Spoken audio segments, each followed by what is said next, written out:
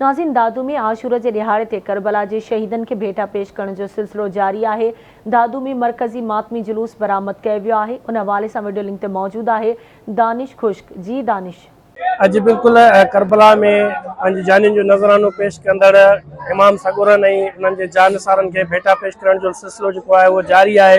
हिन वक़्तु जेको मरकज़ी इमाम बारगाह हैदरी आहे उतां मरकज़ी मातमी जुलूस बरामद थी चुको आहे, जंहिंमें ज़ियारतूं आहिनि, ज़ुलजना आहे, उन सां गॾो अली असगर जो झूलो ऐं अलम पाक ऐं ॿियूं जेके ज़ियारतूं आहिनि उहे पिणु बरामद कयूं वियूं आहिनि। जेको मातमी मरकज़ी जुलूस आहे उहो हिन वक़्तु हैदरी इमाम बारगाह मां बरामद थी चुको आहे, जेको वाधन शाह, जुड़ियल शाह ऐं नूरानी चौक खां थींदो करबला चौक ते पहुचंदो, जिते शहर मां निकितल नंढा वॾा 50 जे लॻभॻि जेके मातमी जुलूस आहिनि उहे हिन मरकज़ी जुलूस में शामिल थींदा, जंहिं बाद हू पंहिंजे रवायती रस्तनि खां थींदो। मातमी मरकज़ी जुलूस मगरिब जे वक़्तु दादू जे न्यू चौक ते पहुचंदो, जिते शाम गरीबा बर्पा थींदी। मां तव्हांखे ॿुधाईंदो हलां त शाम गरीबाबाद जेको आहे सो जेके आज़ादार आहिनि उन्हनि पारां ज़ंजीर ज़नी सीना कूबी करे मातम कयो वेंदो।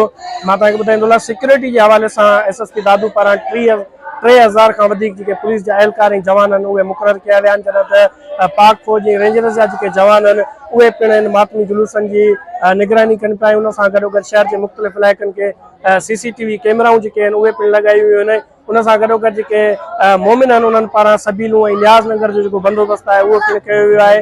हिन वक़्तु जेको मरकज़ी मातमी जुलूस आहे उहो इमाम बारगाह मरकज़ी हैदरीअ मां बरामद थी चुको आहे, जेको पंहिंजे जेको आहे सो रिवायती रस्तनि ते गामज़दा आहे ऐं उहो जेको आहे सो ज़ोहर जे वक़्तु करबला चौक ते पहुचंदो, जिते जेको आहे सो शहर मां निकितल नंढा वॾा जेके 50 जे लॻभॻि मातमी जुलूस आहिनि उहे पिणु जेको आहे सो हिन मरकज़ी मातमी जुलूस में शामिल थींदा।